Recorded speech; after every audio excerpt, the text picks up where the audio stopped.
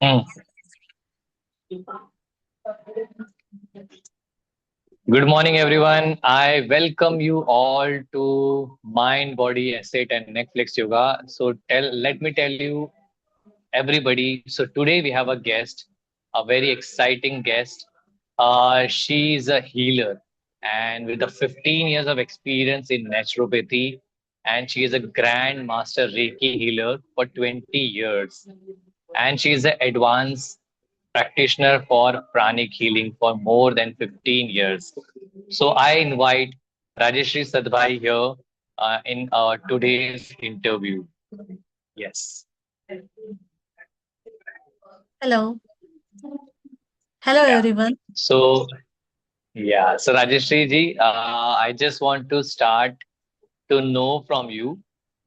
Introduce about yourself, but let me tell you, audience, today I'm taking an interview in a different way. I'm taking in a Marathi. So, Rajeshri ji, I want you, मला पाहिजे की तुम्ही मराठीमध्ये बोला तर आपले जास्त जास्त ऑडियन्स कडे नॉलेज जायला पाहिजे. ठीक आहे? Okay. So Okay. Yes, Yes. या या so the first question I want to ask you, Rajeshri ji, तुम्ही आपला इंट्रोडक्शन द्या. तुमचा एक्सपिरियन्स शेअर करा, तुमची जर्नी शेअर करा आणि तुमचा नॅचरोपॅथी रिलेटेड तुम्ही शेअर करा की कसं तुमचं जर्नी होईल. ओके. थँक्यू गजेंद्र. आधी मला तुमच्या चॅनलवर चान्स दिल्याबद्दल. Myself doctor Rajshree Satbhai, consultant नॅचरोपॅथ.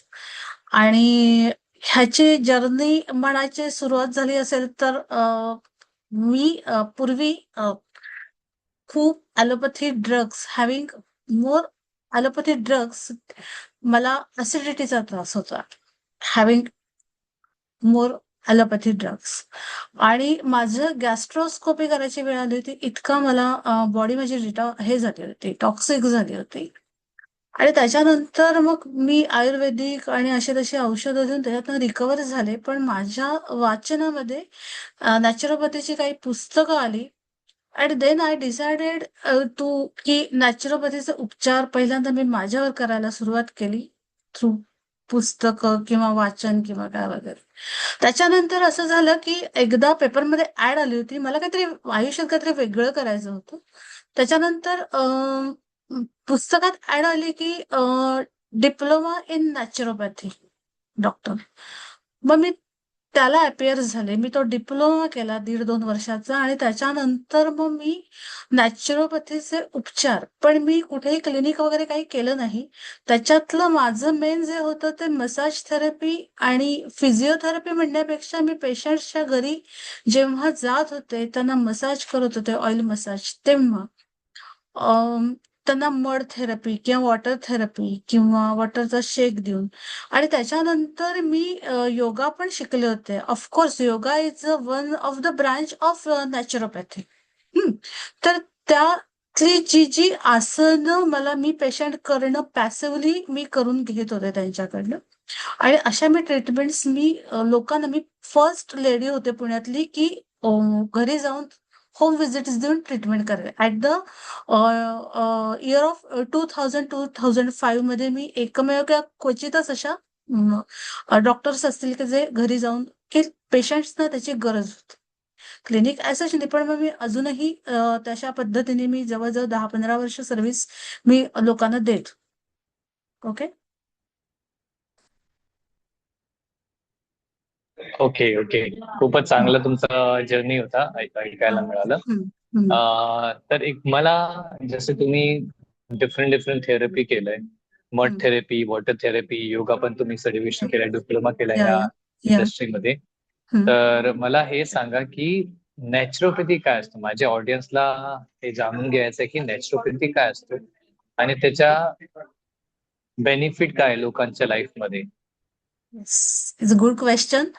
Naturopathy मध्ये नॅचरोपॅथी हा शब्दच मुळात नेचर आणि पॅथी या ह्याच्यातनं बनलेला आहे. दॅट इज आपण जी बॉडी हील करतो तो नॅचरल सोर्सच्या थ्रू हील किंवा रिकवर करतो. तर आता हे सोर्सेस म्हणजे काय, तर मगाशी म्हटल्याप्रमाणे मड म्हणजे शुद्ध माती हं. आपली शेतातली पेस्टिसाइड ह्याची माती नाही. नदीकाठची माती किंवा वॉटर थेरपी, त्याच्यानंतर त्याच्यात बऱ्याच ह्याच्यात योगा किंवा काय वगैरे. पण बेसिकली नॅचरोपॅथी जी डिपेंड आहे ती 4 पिलर्सवर डिपेंड आहे. पहिलं सगळ्यात महत्वाचं पिलर जो आहे that is a intermittent fasting. Intermittent fasting is a म्हणजे फक्त आयदर तुम्ही फक्त पाण्यावर तुम्ही फास्ट राहायचं दिवसभर किंवा थोडीशी फ्रुट्स खायची, फळं खायची. कारण फळ डिटॉक्सिफिकेशनचं काम करतं. आता फास्टिंग कसं असतं, म्हणजे खिचडी खाऊन उपवास नाही, फास्टिंग तो तसला उपवास रेकमेंड करत नाही नॅचरोपॅथी. आपले पूर्वज सुद्धा फास्टिंग करायला सांगत होते, ते सुद्धा पाण्यावरचा किंवा फळांवरचाच उपवास. आधी आपण खिचडी खातो ते करूच नये मी म्हणते. त्याने काय होतं, तुमची बॉडी जी आहे उपाशी राहिल्यामुळे तुमची बॉडी आहे ते डिसीज सेल्स खाते. त्याला कारण शरीराला काहीतरी खायला लागतं ना, मग ते डिसीज सेल त्याच्यामुळे तुमचं बॉडी रिकवर होते आणि त्याच्यामुळे मग तुमचं बॉडी डिटॉक्स होते. त्याच्यामुळे ॲटोफॅगी म्हणतात त्याला, की बॉडी तुमची हे करते. त्यामुळे आयदर आठवड्यातनं एकदा म्हणजे जो आपण करतो, कोणी शनिवार करतं, कोणी रविवार करतं, कोणी सोमवार करतं किंवा काय वगैरे. त्याच्यानंतर आयदर मग 15 दिवसातनं एकदा जो एकादशीचा उपवास सांगितलाय महाराष्ट्रीयन लोकांना, बेसिकली मराठी लोकांना माहिती असेल, एकादशीचा उपवास तुम्ही जर निर्जला किंवा फक्त पाण्यावर केला तर तुम्हाला खूप छान वाटतं, कारण नवीन सेल्स तुमच्या क्रिएट होतात, बॉडीमध्ये डेव्हलप होतात. त्याच्यानंतर किंवा मग महिन्यातनं एकदा जी संकष्टी चतुर्थी सांगितली आहे असं नॅचरोपॅथीमध्ये सांगितलं आहे. आपल्या पूर्वजांनी तसं सांगले. हल्ली आपण खिचडी खाऊन करतो तो उपवास करायचा नसतो. दुसरा पिलर जो आहे तो म्हणजे प्रॉपर डाएट. बेसिकली ह्याच्यामध्ये थोडंसं raw food, mostly raw food खायचं असतं, नॅचरोपॅथी हे करतं. त्याच्यानंतर तिसरा पिलर जो आहे तो म्हणजे आपण जे करता योगा, जे तुमचं स्पेशल आहे योगा, त्याच्या ह्याच्यामध्ये योगा किंवा exercise.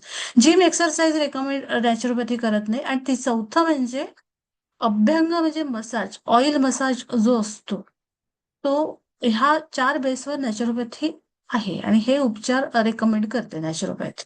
That is a naturopathy. Interesting. So Marathi तर तुम्ही म्हणजे सांगितलं, पण there will be some audience, they will be to understand, to make them understand shortly. I'm explaining them. Intermittent fasting, you should have it. In this, there are four pillars in naturopathy. One is intermittent fasting, second is diet, and that is also raw vegetable. And third is yoga you have to perform, but not recommended gym. And the fourth pillar is Abhyanga, means this is a massage therapy. So massage also help you to detox it most of the thing.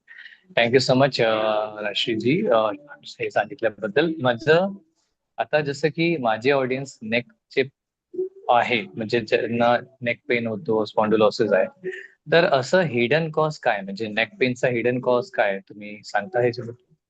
ते आता सगळेजण आता mostly त्याचा बरंच propaganda झालेला आहे. म्हणजे तुम्ही जसं सांगता की प्रॉपर पोश्चर ते तर आहेच आहे. हल्ली सगळ्यांना हे पण माहिती आहे की स्ट्रेस स्ट्रेस रूट कॉज आहे त्याचं. तर दुसरं गोष्ट म्हणजे तुमची बॉडी खूप ॲसिडिक असणं. मोस्टली तुम्ही तुमच्या जे ऑडियन्स आहे त्यांनी प्रत्येकाने चेक करावं, ज्यांना नेक पेन आहे किंवा ज्यांना आर्थरायटिस आहे, ज्यांना गुडघ्याचं दुखणं आहे, ज्यांना सायटिक आहे, त्यांना ॲसिडिटीचा त्रास असतोच. आणि ॲसिडिटीची रूट सुद्धा काय आहे की तुम्ही प्रॉपर डाएट घेत नाही आणि ते प्रॉपर वेळेला घेत नाही.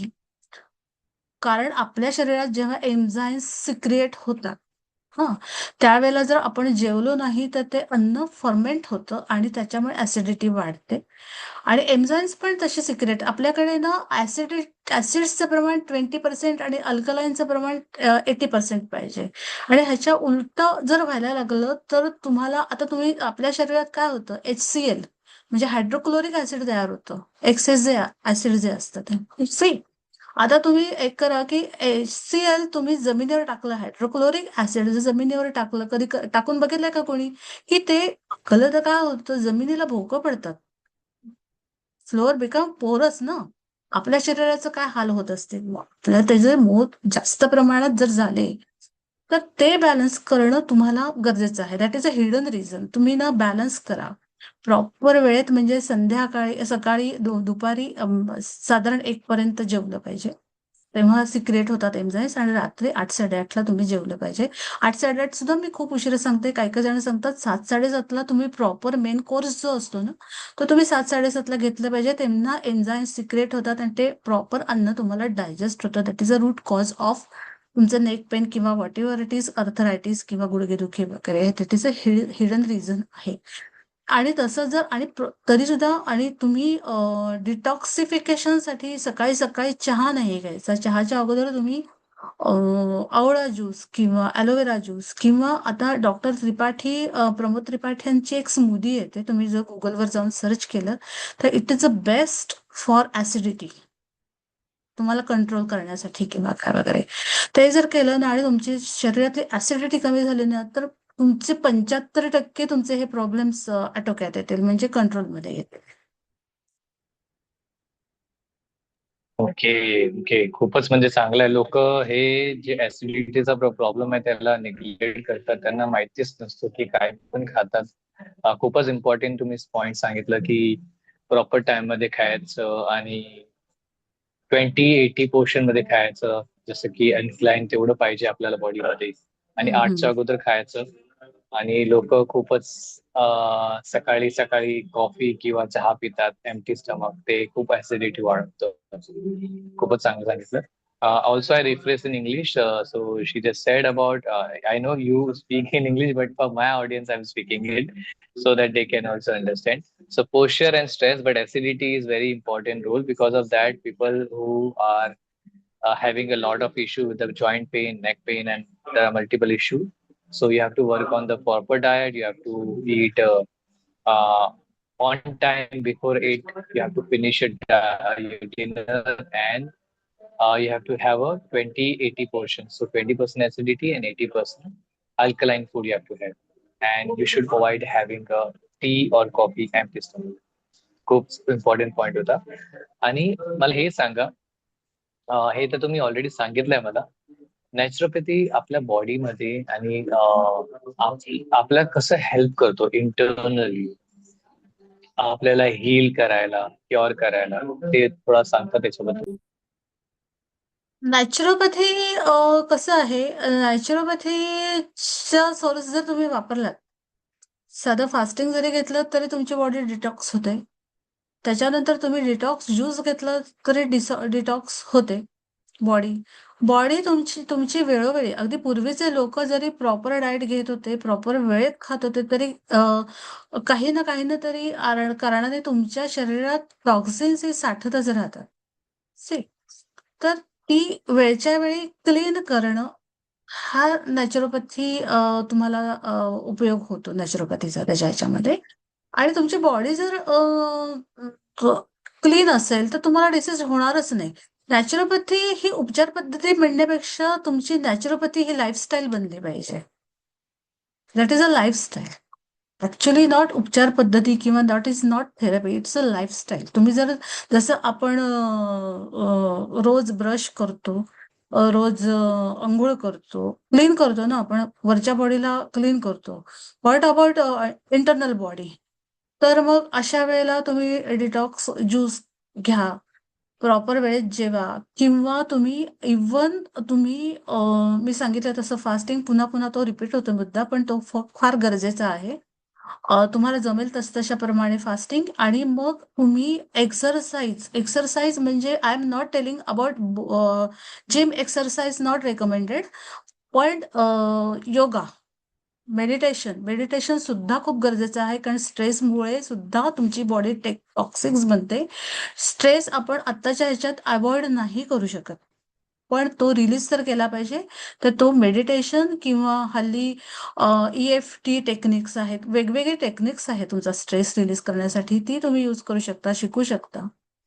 आणि तिसरी गोष्ट म्हणजे मसाज तुम्हाला तुमची बॉडी फ्लेक्सिबिलिटी वाढवतो. मी तुम्हाला असं रेकमेंड करीन की योगा किंवा एक्सरसाइज करायच्या अगोदर तुम्ही तेलाचा मसाज करा. आणि तेल सुद्धा कुठलं माहितीये का? काही तेल फक्त मसल्सवर काम करतात, मसल रिलीज करण्याचं काम करतात. पण काही आयुर्वेदिक डॉक्टर तुमच्या ना नर्व्हज असतात ना, ते अफेक्ट झालेले असतात ह्याच्यामध्ये. तर नर्व्हसाठी पण तेल वेगळी वेगळी मिळतात. म्हणजे माझ्याकडे पण मी अरोमा थेरपीचे एक तेल माझ्याकडे मी रेकमेंड करते लोकांना. तर ते नर्व्हजवर काम करणारं जी तेल आहेत ते वापरून तुम्ही ते अप्लाय करून तुम्ही ओला शेक, ड्राय ड्राय हे नाही, हे करायचं नाही. काही काही जण हॉट बॅग वगैरे वापरतात, तसं नाही करायचं. तर लिटरली तुम्ही गरम पाण्यामध्ये एखादा टर्किश टॉवेल बुडवायचा आणि तो शेक मानेला किंवा कुठल्या तुमच्या अफेक्टेड एरिया जो असतो तिला घ्यायचा आणि त्याच्यानंतर तुम्ही एक्सरसाइज केली तर ते तुम्हाला 99.9% तुम्हाला ते रिझल्ट देतं. बॉडी फ्लेक्झिबिलिटी वाढते. ते मी रेकमेंड करते जास्त की तुम्ही त्याच्या अगोदर तुम्ही करा. तुम्हाला नक्की रिलीफ मिळेल तुम्हाला अगदी 99.9%.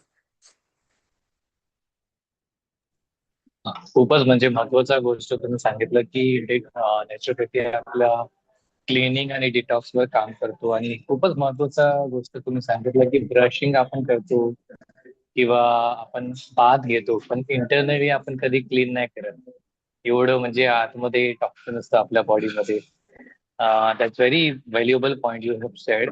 आणि हा, हे पण मला तुमचं पॉइंट खूप आवडलं की स्ट्रेस तर या लाईफ मध्ये येणारच, पण त्याला कसं मॅनेज करायचं, त्याला कसं कंट्रोल करायचं, ते योगा आणि मेडिटेशन माध्यमामध्ये असतो.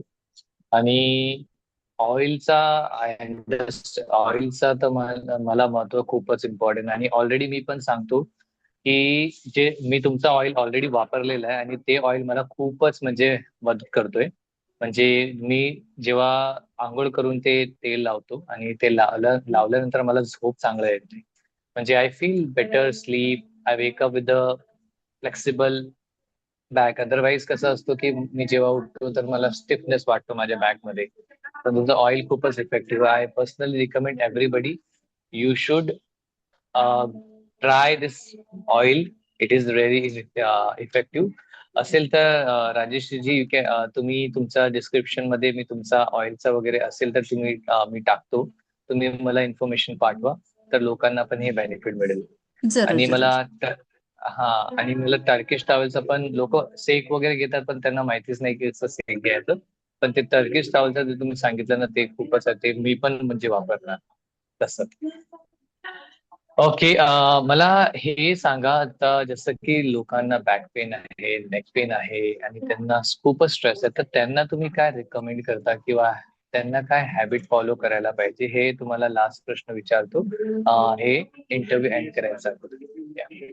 जसं काही मी आधी सांगितलंय की स्ट्रेस हा येणारच. तर मेडिटेशन किंवा EFT टेक्निक म्हणजे इमोशनल फ्रीडम टेक्निक, त्याचं एक ठराविक पद्धतीचं टॅपिंग असतं. तुम्ही गुगलवर सर्च केलं तर क्वांटम अवेकनिंग वगैरे सारख्या यूट्यूब चॅनल्सवर तुम्हाला ते सापडेल. मेडिटेशन इज अ बेस्ट हे आहे, बेस्ट फास्ट तशा ह्याच्यामध्ये तुम्ही करायला पाहिजे. प्राणायाम एक छान असं स्ट्रेस रिलीज करण्यासाठी आहे ह्याच्यामध्ये.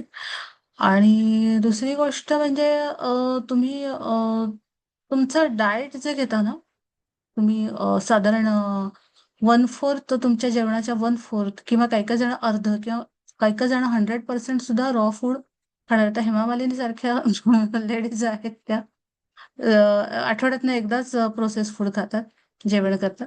आणि त्याच्यामुळे सुद्धा स्ट्रेस रिलीज व्हायला तुम्हाला ताकद मिळते. त्याच्यामध्ये मनाची तुमची स्ट्रेंथ वाढते.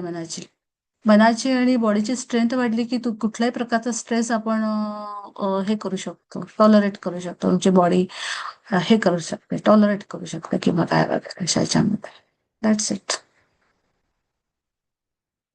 तर ह्या इंटरव्ह्यू पासून आपण काय शिकतो की आपल्याला आपण डाएट मध्ये फोकस करतो, मल्टिपल एक्सरसाइज करतो, मल्टिपल मलम लावतो, पण आपण आतमधून काही क्लिनिंगच नाही, क्लिनिंग करतच नाही.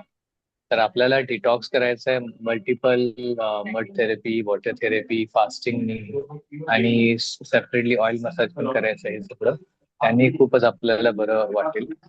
जसं मला अजून एक लास्ट प्रश्न विचारायचा आहे तुमच्या रेकी बद्दल, जसं की तुम्ही ग्रँड मास्टर आहे रेकीमध्ये, तर त्याविषयी तुम्ही थोडंसं सांगा की रेकी म्हणजे रेकी काय असतो शॉर्टली, आणि रेकीनी पण लोकांना नेक पेन हील करता येतो काय?